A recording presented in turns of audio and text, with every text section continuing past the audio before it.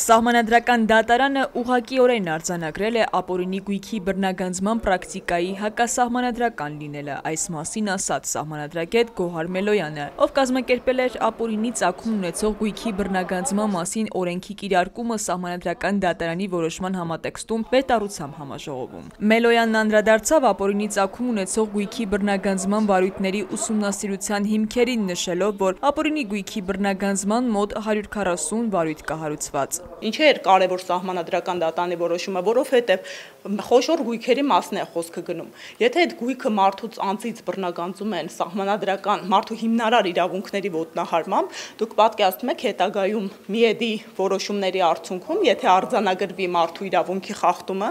ինչ հսկայական ֆինանսական բեռ է մեր բյուջեի վրա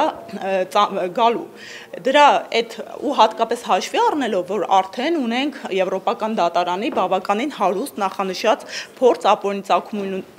ծագում ունեցող գույքերի բռնագանձման բնագավառում։ Ուստի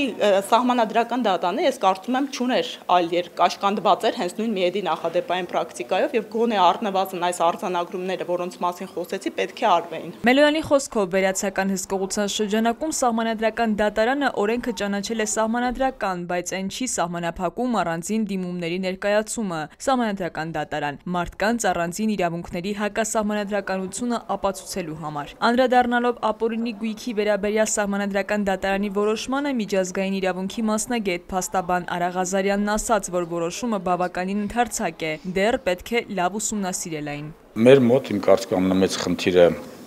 երկուսը կնշեմ, մեկը օրենքի չափազանց երկար հետադարձելությունն է, մինչև 91 թվականը,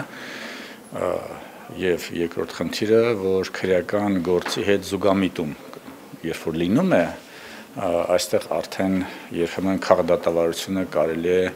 կոնկրետ գործով, կոնկրետ հանգամանքներում համարել որպես քողարկված քրեական հետապնդում։ Անդրադառնալով սահմանադրական դատարանի եզրակացությանը, Ղազարյանն ասաց, որ ապօրինի գույքի բռնագանձման գործում պետք չէ մեղադրական դատավճիռ, այլ բավական է ողջամիտ հավաստիությամբ հանցավոր վարքագծի առկայությունը։ Նա նշեց, որ միայն սահմանադրական դատարան չէ այդ մոտեցման կողմնակից, այլ կոռուպցիայի կանխարգելման ամբողջ գլոբալ քաղաքականությունն է գնում այդ ուղղությամբ։ Նրա խոսքով չի կարելի քաղաքացիական գործերը զուգամիտել քրեական գործերի հետ։